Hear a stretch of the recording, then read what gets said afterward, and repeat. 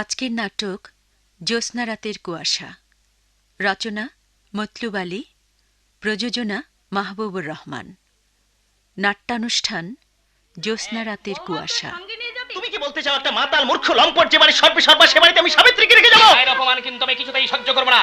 আমি ভেবেছিলাম তুই বুঝি আমার সেই ছোট্ট ভাইটি আছিস যাকে কাঁধে নিয়ে দিনের পর দিন আমি রাস্তায় রাস্তায় কত ঘুরে বেরিয়েছি, যার কান্না থামাবার জন্য দিঘির বুকে ঝাঁপিয়ে পড়ে আমি পদ্ম ফুল তুলে এনে দিয়েছি।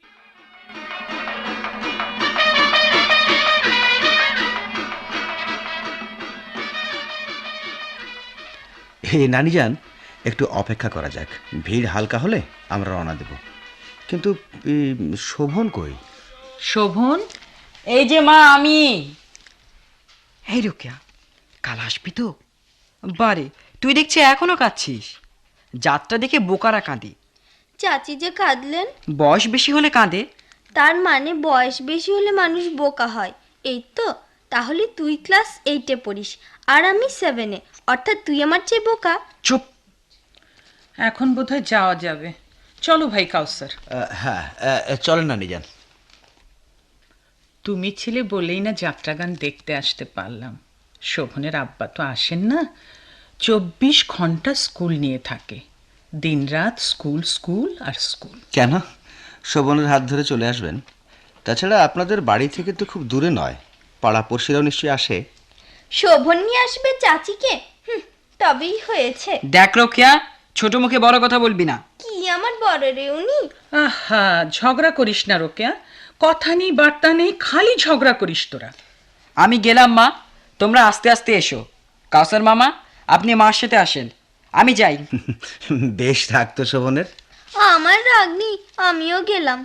শোভন, যাও না মামায় গিয়ে। মেয়েটা একা একা যাবে কি করে?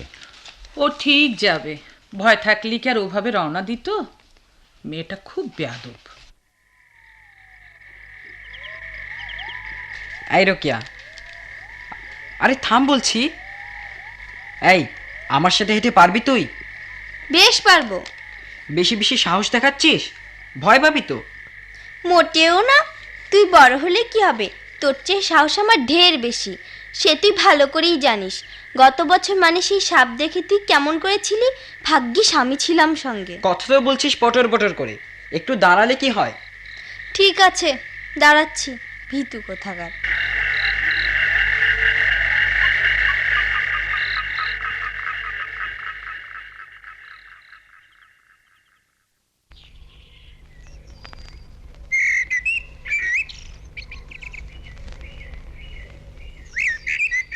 ভাই কাউসার, জি। শহরে থাকো, ভালো কামাই রোজগারও করো, আমাদের মানে এই গ্রামে গঞ্জের দিকে একটু নজর দেওয়াটাও তো তোমাদের কর্তব্য। জি, আমি কি করতে পারি নানা ভাই, বলেন। ও, তুমি বোঝনি এখনো? স্কুল স্কুল করে তোমার নানা ভাই এখনো পাগল। বললাম না কালকে তোমাকে, সেই ব্যাপারেই সাহায্য করবে। নাস্তাটা দিয়ে গেলাম, খাও ভাই। এত কিছু করেছেন কেন নানিজান? শহরে তো আমাদের 3 বেলার আয়োজন। আমি কি যে বলো ভাই, তোমার মা আজ বেঁচে থাকলে শুনতে পেতে। তার উপর কি অত্যাচারটাই না আমরা করেছি। আচ্ছা নানা ভাই, শোভন তো ক্লাস 8-এ, আর আর বড় ছেলে রবো, ও ওর সাথে তো তোমার এখনো দেখাই হলো না। তবে শুনেছি ও ডিগ্রি পরীক্ষার্থী। বিএসসি পরীক্ষা দিচ্ছে। কলেজ থেকে ওর বড় বোনের বাড়ি কাছে তো, যাতায়াতে সুবিধে হয়, তাই পরীক্ষার বছরটা ওখানেই আছে। তো আপনাদের এখানে তো কলেজ নেই? কলেজ আছে, কিন্তু বিজ্ঞানের ছাত্রদের ল্যাবরেটরি ওয়ার্কের সুযোগ সুবিধা একেবারেই কম এখানে, তাই আচ্ছা নানা ভাই, আপনার স্কুল সম্পর্কে কি যেন বলছিলেন? বলছি বুঝতেই তো পারছো এখানকার কলেজের অবস্থা। আমি চাই আমার স্কুলটাকে স্বয়ংসম্পূর্ণ করে গড়ে তুলতে। এই যে চা এনেছো, দাও, এদিকে দাও। ও তো এখনো নাস্তাই শেষ করতে পারেনি। তোমার কথা শুনবে না খাবে? তা কাউসারের কাছে নিশ্চয়ই বড় কিছুর প্রতিশ্রুতি নিচ্ছ। তোমার আপনজন, প্রতিশ্রুতি নেব না? এখন ভাইটি, তুমিই বলো, তুমি আমাকে কোন কোন ক্ষেত্রে কিভাবে সহযোগিতা করতে পারবে? আপনার পাঠাগারের ব্যাপারে। ভেরি গুড, তোমার কাছে আমি তাই আশা করেছিলাম। তবে তবে আমি টাকা চাই না, বই চাই। তা আমি পারবো না না ভাই। নানা ভাই, বলছিলাম কি, শোভন তো বৃত্তি পাচ্ছে, 2 বছর পরই ওর এসএসসি। এ সময়টা ওর এই পাড়াগায়ে পড়ে না থেকে শহরে কোনো ভালো স্কুলে ভর্তি হয়ে এর লেখাপড়াটা করাই উচিত। সে ভাবনা তো আমার বহু দিনেরই ভাই, কিন্তু তোমার নানিকে রাজি করানো মুশকিল হবে। না ভাই, সেটা ঠিক হবে না। নানি যান, ও তো ছাত্র ভালোই, খামাখা গায়ের ভিতরে আটকে রেখে ওকে ভোতা বানাচ্ছেন কেন? আপনি আপত্তি করেন না যাই করেন, ক্লাস 9-এ উঠলে ওকে আমি নিয়ে যাবই। না রে ভাই। আহ, আপনি রাজি তো নানা ভাই? হ্যাঁ হ্যাঁ হ্যাঁ, তোমার নানি রাজি থাকলে আমার কোনো দ্বিমত নেই। আর গেলে বৎসরের প্রথম দিকেই যাওয়া উচিত। তবে ভাই একটা কথা, বলুন। তোমার বাসায় না রেখে সব ব্যবস্থা করতে হবে হোস্টেলে, তাহলে ওর আত্মনির্ভরশীলতাটাও আসবে। আর তুমি তো লোকাল গার্জিয়ান থাকবেই। তা তোমার নানি আম্মাকে রাজি করাও, আমি চললাম। তবু যা হোক, নানা ভাই তো রাজি হলেন। কোথায় থাকবে না থাকবে সে সিদ্ধান্ত পরে নিলেও চলবে। এখন নানি, আপনিই বলেন, শোভন যাবে কিনা? ভাই কাউসার, আমি কিন্তু রাজি না। বাচ্চা ছেলেকে কোলছাড়া করতে কোন মা চায় বলো? তাছাড়া শহরে থেকে হোস্টেলে। আচ্ছা নানি যান, বারবার হোস্টেলে থাকার বিষয়টা উঠছে কেন? ও থাকবে আমার ওখানে। দূরের হলেও আমাদের মধ্যে একটা সম্পর্কের বন্ধন তো আছেই নাকি? ঠিক আছে, তবে এখন নয়।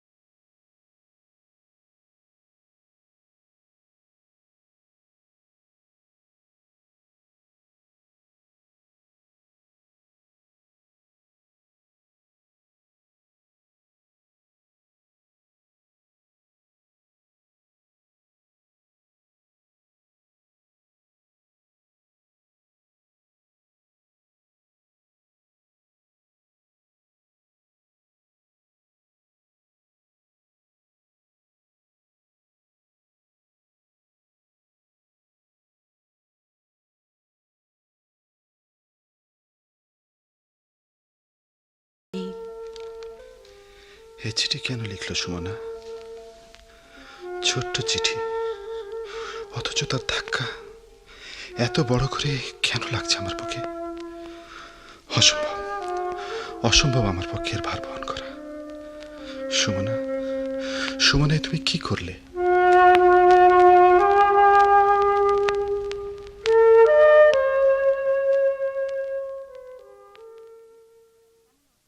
কি ব্যাপার শোভন ভাই, এমন অসময়ে আমাদের এখানে?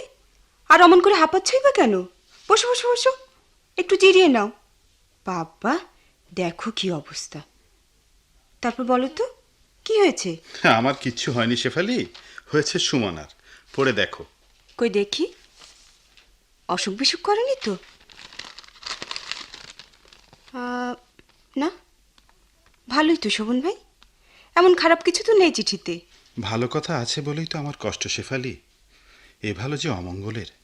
সুমনা তোমার উপর যথেষ্ট নির্ভরশীল, তাই বিদেশ বুভিয়ে গিয়ে তোমাকে ছাড়া ওর অসুবিধা হচ্ছে, খুবই স্বাভাবিক।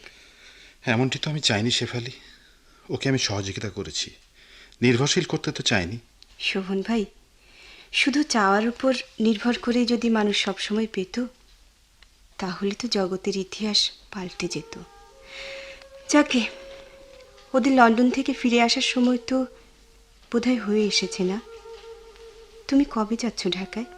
আমি এবার যাচ্ছি না, ওর আব্বা আছেন ঢাকায় এখন, উনি একাই যাবেন এয়ারপোর্টে। তাছাড়া ওস্তাদজি তো সঙ্গে আছেনই।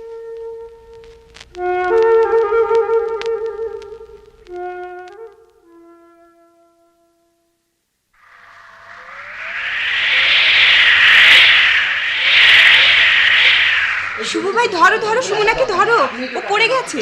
সুমনা, সুমনা, ওঠো ওঠো, উঠে দাঁড়াও। আগো, কেন যে মরতে এসেছিলাম গ্রামে।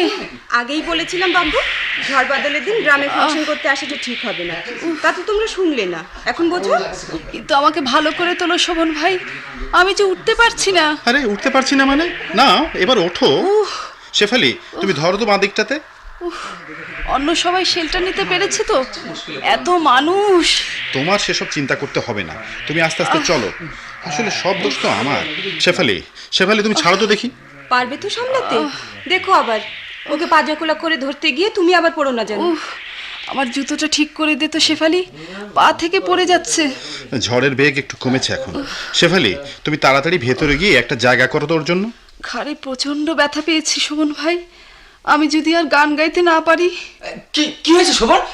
কোনো আঘাত পেয়েছে নাকি? হ্যাঁ, ওপর থেকে কি একটা পড়েছিল ওর পিঠের উপর। কি সর্বনাশ! বড্ড লাগছে, প্রচন্ড ব্যথা। শান্ত হ সুমনা, ঝড়টা থামলেই আমরা এখান থেকে চলে যাব। আপাতত স্বপ্না? একজন ডাক্তার পেলে। স্বপ্না কোথায়? কেন? ওর ব্যাগে ব্যথার ট্যাবলেট আছে। ধুর, গ্রামে আবার কেউ ফাংশন করতে আসে নাকি, তা আবার এই ঝড়ের মধ্যে? হ্যাঁ,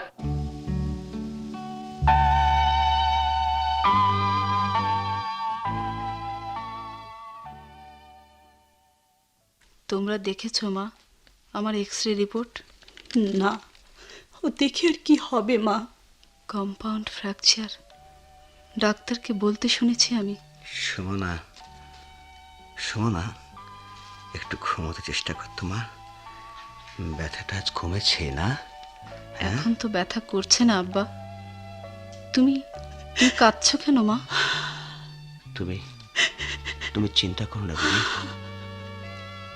সুমনা ভালো হয়ে যাবে, ও ভালো হয়ে যাবে। আল্লাহকে ভালো করুন।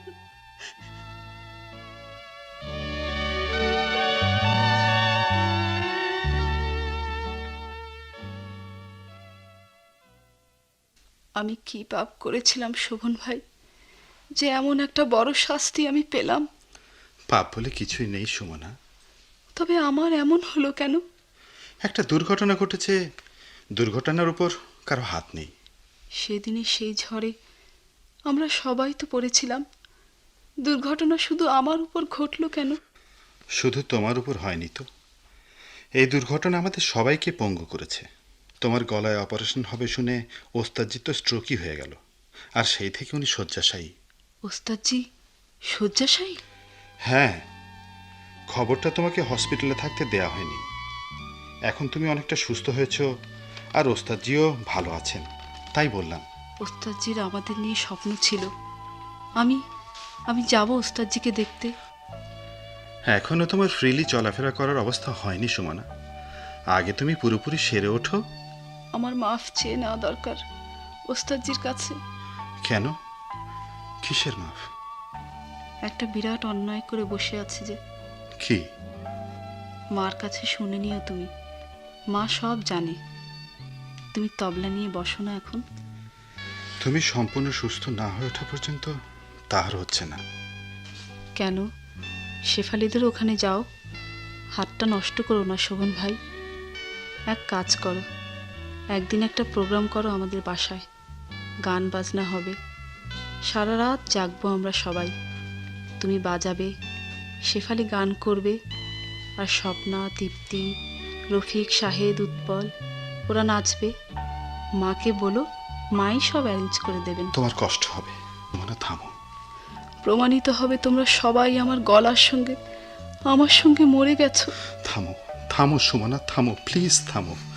কথা দিচ্ছি আয়োজন হবে, আয়োজনটা আমিই করব।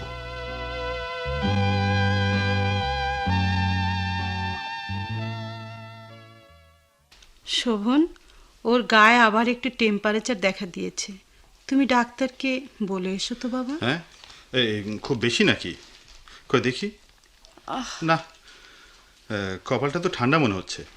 এখন বোধহয় নেই, কাল রাতে বেশ ছিল, ঠান্ডা লেগেছে। আজ তো আবার ওরা সবাই আসবে, অনুষ্ঠানটা বাদ দিই তাহলে। না, অনুষ্ঠান হবে। হে কি, তুমি না ঘুমাচ্ছিলে সুমনা? ঘুমাচ্ছিলাম না ছাই, আমার আবার ঘুম হয় নাকি এখন? অনুষ্ঠান বন্ধ করার দরকার নেই, তবে বেশি রাত করা ঠিক হবে না। ওদেরকে সকাল সকাল আসতে বলো। হ্যাঁ, সন্ধ্যা নাগাদ সবাই চলে আসবে। ঠিক আছে, তাই হবে। কি ব্যাপার, তুমি যে অফিসে না গিয়ে ফিরে এলে? ওস্তাদজিকে আসতে দেখলাম পথে, তাই অফিসে আর গেলাম না, ফিরে এলাম। ওস্তাদজি এসেছেন? নে মা, আয়, আমার গায়ে ভর দিয়ে হাঁটতো। কি যে হবে আল্লাহই জানেন। ধৈর্য ধরো মা, স্থির হও। আমি দোয়া করছি আল্লাহ তোমাকে তাড়াতাড়ি সুস্থ করে দেবে। আমি আর সুস্থ হব না ওস্তাদজি, আমি আর কোনোদিন গান গাইতে। এমন কথা মুখে এলো না মা, মনের বল ঠিক থাকলে সবই ঠিক। ভালো তুমি হবে, নিশ্চয়ই আবার তুমি গান গাইতে পারবে। ওস্তাদজি, আমাকে ক্ষমা করেছেন তো? ক্ষমা? কিসের ক্ষমা? ওস্তাদজি, আপনি আমাকে আগের মতোই ভালোবাসেন তো? হয়েছে, এখন থাম, এখানে চুপচাপ শুয়ে থাকতো। ওস্তাদজি নিজেও তো অসুস্থ, বেশি কথা বললে তাঁরও অসুবিধা হবে। আর উনি যে তোকে আগের চেয়ে অনেক বেশি ভালোবাসেন, তা তো তুই জানিস মা। সুমনা, তুমি যাকে অন্যায় ভাবছো আসলে তা অন্যায় নয়। তুমি আমার কাছে দীক্ষা নিয়েছ, খুব কম বয়সে অনেক বড় শিল্পী হিসেবে নাম করেছ। আমার তো এ গর্ব, এ তো আমার অহংকার। কিন্তু পরে তুমি সোহনকে বেশি গুরুত্ব দিয়েছ, তাতে আমার ভাববার তো কিছু নেই। ও তোমার গুরু ভাই, সবচেয়ে বড় কথা ও গুণেই প্রতিভাবান শিল্পী।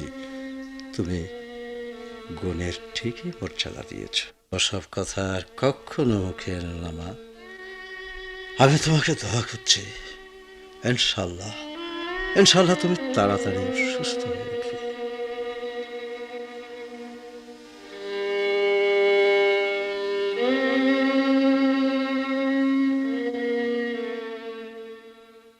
শেফালি, তুমি এখন গান ধরো তো, তারপর অনুষ্ঠান শেষ করতে হবে।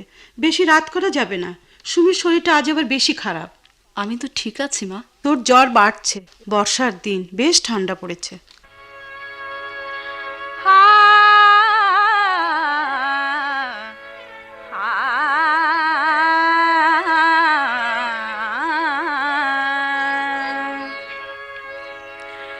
না মিটিতে সাত মোর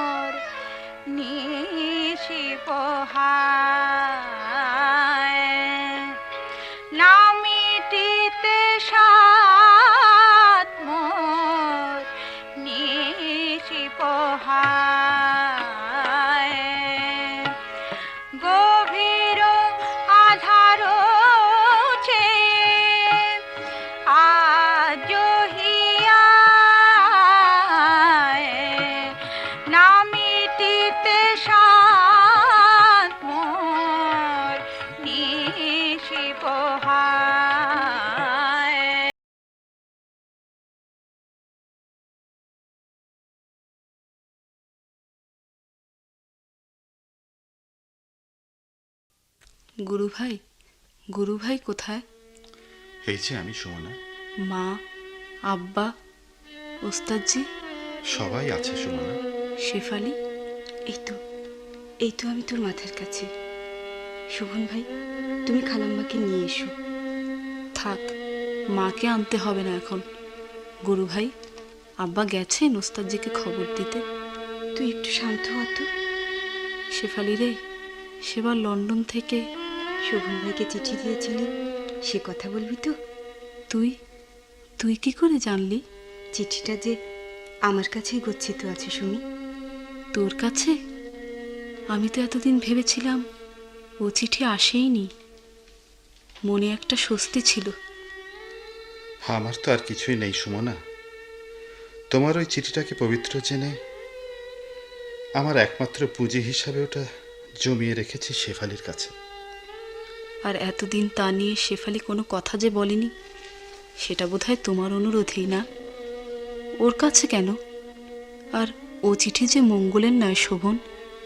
গুরু ভাই, শেফালি, চিঠিটা আমাকে একবার দেখাবি? দেখাবো রে। তুই আগে সেরে ওঠ। সেরে উঠলেই দেখাবি? দেখাবি তো? দেখাবো। দেখাস কিন্তু? দেখাবো রে, নিশ্চয়ই দেখাবো। তার আগে তোর সেই গান যদি সত্যি হয়ে যায়।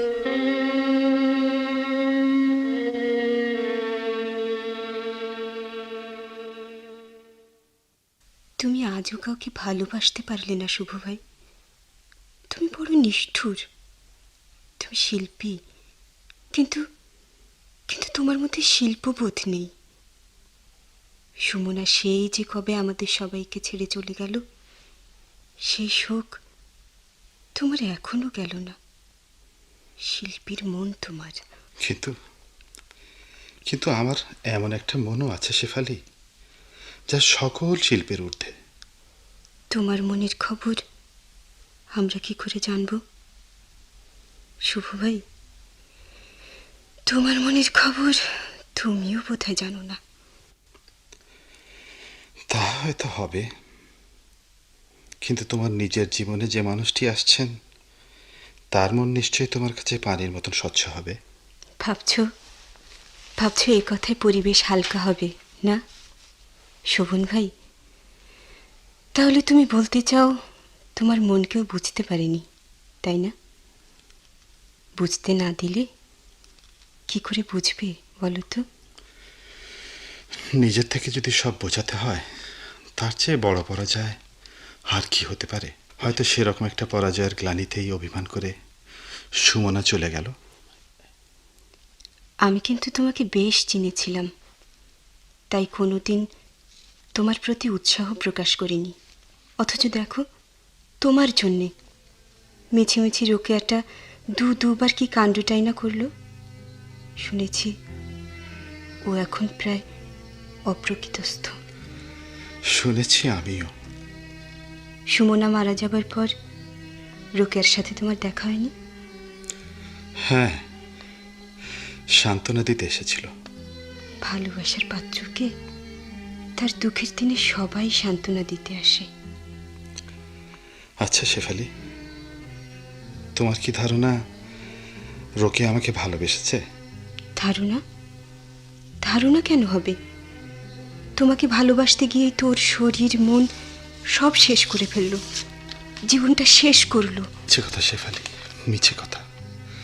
ও আমাকে চিরদিনের জন্য কাছে পেতেই চেয়েছে, ভালোবাসেনি। যাকে, ওসব কথা এখন থাক। এবার তোমার গান শুনি। না, আর এক কাপ চা দিতে বলো। শিমুল, তানপুরা রাখ ভাই, এখন আর গান হবে না। তার চেয়ে বরং চা বানিয়ে আন। চা তো পাবে, কিন্তু প্রসঙ্গ এড়িয়ে ভালো করলে না তুমি। কথা বলে হালকা হওয়াটা এখন তোমার, আমাদের সবার জন্য প্রয়োজন। সেই প্রয়োজন মেটাতেই তো এত দূর তোমাদের গ্রামের বাড়িতে ছুটে এলাম শেফালি। তাছাড়া প্রসঙ্গ এড়ানো কি এতই সহজ? ও এখন আমাদের স্মৃতির মণিকোঠায়, তাই ওর চিঠিটা পর্যন্ত একটিবারের জন্যেও তুমি আমাকে বের করতে বললে না, অথচ আমি জানি সেই জন্যে, একমাত্র সেই জন্যে তুমি এসেছিলে। বলো, সেই জন্য এসেছিলে না? সুমনা আমাকে তবলা বাজাতে দেয় না শেফালি, তবলা বাজাতে দেয় না। টোকা দিলেই ছুটে আসে। আমাকে সেই অবস্থায় যারা দেখে, বন্ধু বান্ধবরা, তারা বলে আমি নাকি ধ্যানে বসেছি। থাক না শেফালি ওসব কথা, এখন আমার যাবার সময়। বরং তোমার ভবিষ্যৎ, নতুন জীবন নিয়ে। আমার আবার ভবিষ্যৎ? চাই দেখি শিমুল চায়ের কি করলো। ও, তোমার তো এখন গাড়ি ধরতে হবে, তাই না? হে কি শেফালি, তুমি দেখি কান্নাই শুরু করে দিলে। আমার বিয়েতে আসছো তো? হ্যাঁ হ্যাঁ, নিশ্চয়ই আসবো। তোমার আপন মানুষটাকে দেখবো না? কিন্তু যাই হোক, হাতটা ভালো করে ঝালাই করে এসো। তুমি যেন কেমন মুষড়ে পড়ছো শোভন ভাই। তুমি শেষ হয়ে যাচ্ছ শোভন ভাই, তুমি শেষ হয়ে যাচ্ছ। তা হয়তো। কি ভাবছো? কই না তো। শোভন ভাই, চিঠিটা ফেরত নেবে? হ্যাঁ, না না না, চলি। এসো।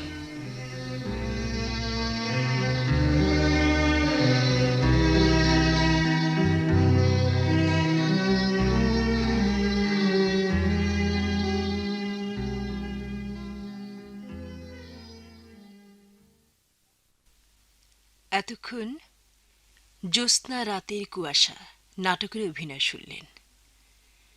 বিভিন্ন চরিত্রে রূপদান করেছেন নানা জান দীন মোহাম্মদ, কাউসার গুলাম হাবিবুর রহমান, নানি জান মাসুদা শরফুদ্দিন, সুমনার মা অমিতা বসু, উস্তাদজি জহির চৌধুরী, শেফালি শাহিনা আক্তার কাজল, রোকেয়া ইশরাত জাকিয়া, সুমনা রোকসানা ফেরদৌসি এবং শোভন আলফাজ আহমেদ। অন্যান্য চরিত্রে ওবায়দুল্লাহ আল জাকির, উৎপল কুমার বড়ুয়া, দিলওয়ার হোসেন দুলাল, মাস্টার শিশির ও ফাহিমা রহমান। নাটকটি প্রযোজনা করেছেন মাহবুবুর রহমান।